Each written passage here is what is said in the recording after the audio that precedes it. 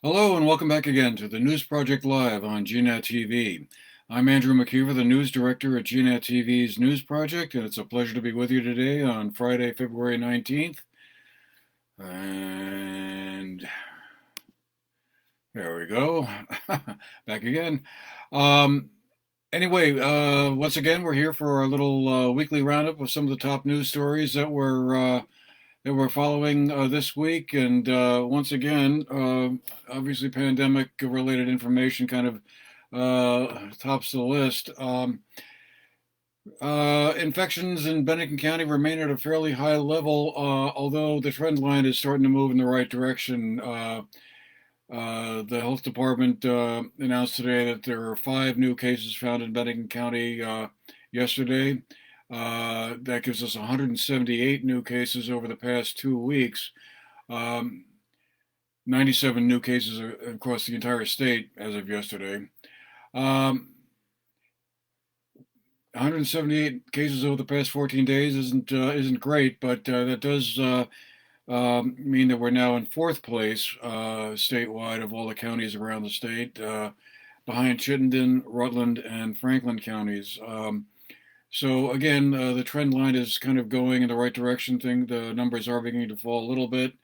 Hopefully that trend continues, of course, and we'll just have to see how that goes. The governor and his administration officials gave a few more details at the governor's press conference, which is still underway, uh, and we'll have a little bit more to talk about some of that in a moment. But first, I just wanted to mention that in addition to the new cases being found, that vaccines are continuing to be rolled out.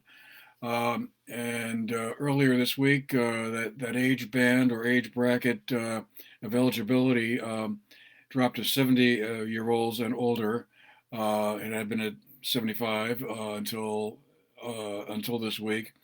And apparently, the numbers of 70-year-olds and older, the numbers of people vaccinated is pretty good. So, this week got off to a good start for that age bracket, and the hope, therefore, is that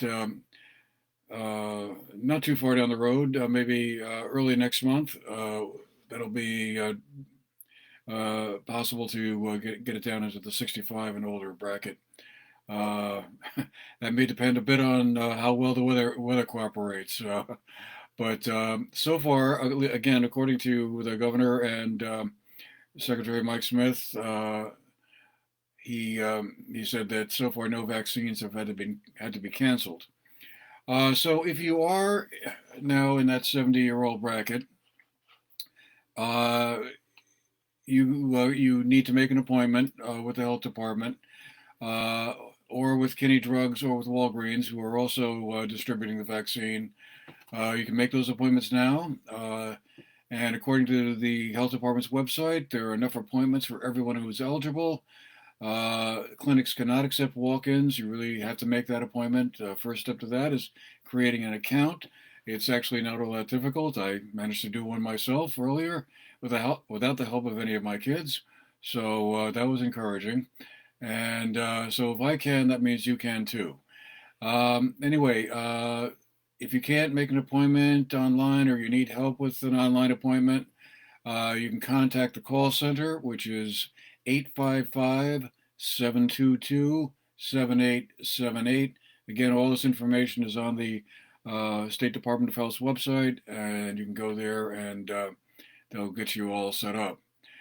Uh, just going back to the press conference today, the kind of the major announcement that came out was that the governor announced that starting next Tuesday, uh, after people who have received both doses of a vaccine, uh, and after 2 weeks have passed after that second dose, you would be able to travel out of state without having to quarantine when you return. So that's a major new change from the guidance that had been in place, whereby if you went out of state and came back to Vermont, you, in theory, should quarantine for 2 weeks, or I believe 1 week, and then get a positive, or rather a negative test um, before you could go out and leave your home. So That was good news, and the governor indicated there would be some more guidance coming at their press conference next Tuesday on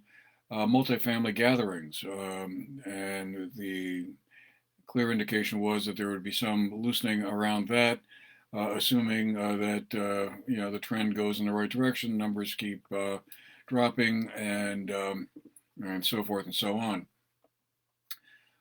Secretary of Education Dan French also said that it's possible that the SBAC testing, so that's the annual assessment testings that schools typically perform for a couple of grade levels in schools, which had been waived last spring when the pandemic first began.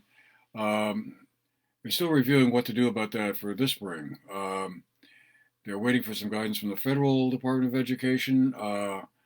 He's not expecting an outright waiver this year, but stay tuned on that if one of your children is in one of those grades that gets to the assessment, and I frantically trying to remember which ones those are.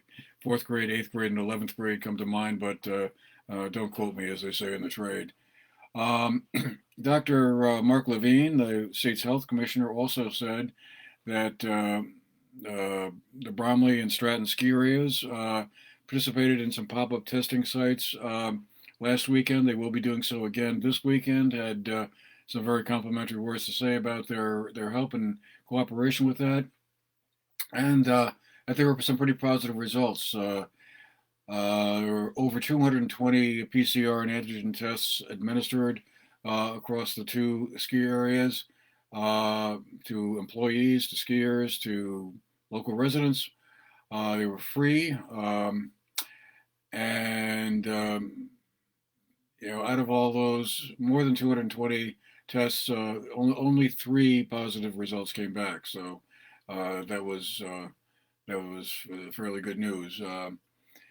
Overall, almost 15% of the state's population has now received at least one dose of the 2-shot vaccines, and about 42,000 Vermonters have also received both doses, he said. So we're making headway.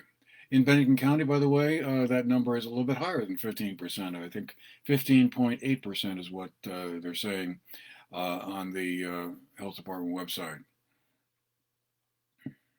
There was also some words spoken about some new guidelines coming on long-term care facilities, which, as you know, have been really at the forefront of some of all of this.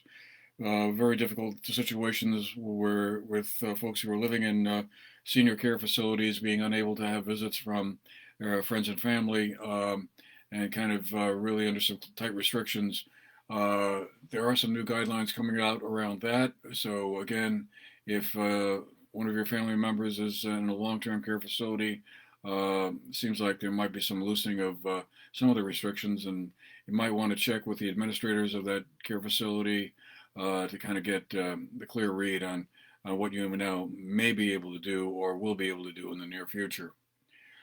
Just shifting gears somewhat, pivot over to town meeting update. We've talked about this a couple of times now, and some of our recent programs here. But starting next week, the information meetings that will be held online this year as opposed to in person will begin. Sunderland on Monday, the 22nd at 7 o'clock will kick things off, followed by the Taconic and Green Regional School District information meeting. That will be on the 23rd, also starting at 7 p.m. You can find login information if you want to attend via Zoom, I believe on the Sunderland Town website, and also on the BRSU Supervisory Union's website. Go there and find out, find the links that you'll need to quote unquote attend those meetings. Then that's going to be followed up by Manchester's information meeting on the 27th. That's a week from tomorrow, February 27th. That's going to be starting at 1 p.m. And again, you can log in and catch the action on Zoom. GNAT-TV will also be covering those. You'll be able to get recordings of the Sunderland meeting. We will be also live streaming the Taconic and Green meeting as well. I believe we're also doing Manchester, but I'll need to double check on that. Other towns will be holding their information meetings starting on Monday, March 1st. That's when most of them would normally have been held in a typical year. Most of them seem to be starting at around 6 or 7 p.m. So you just want to check with your local town officials on that. And then on Tuesday, March 3rd, of course, is the voting. Although ballots have already been mailed out, and most of you should have received them by now.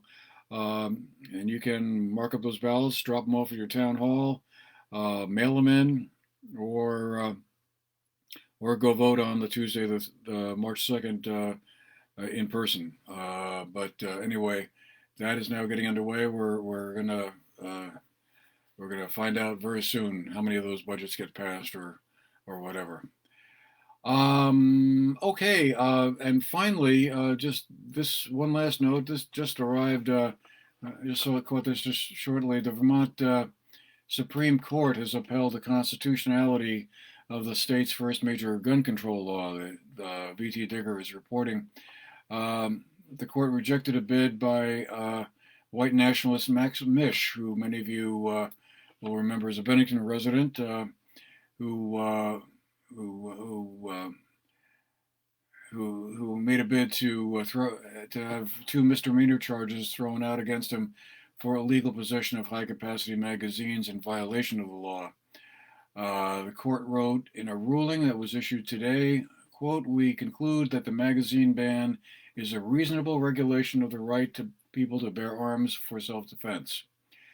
It's the first case to be decided by the state's highest court over the measure passed by lawmakers and signed into law by Governor Scott on April 2018, and that was 2 months after an alleged shooting plot was uncovered in Fairhaven, which of course had followed very closely on the heels of the other shooting in Parkland, Florida, which generated a lot of concern about all of this as well. Well, all right, we're going to leave it there for today. I want to thank you all for being with us. I hope you've enjoyed our little news update show. We'll be back again with you next Friday, and hope you all have a good weekend, safe weekend. Take care. Wear those masks when you're outside, and stay safe. All right, for the GNAT TV News Project, I'm Andrew McKeever. See you again next week. Take care.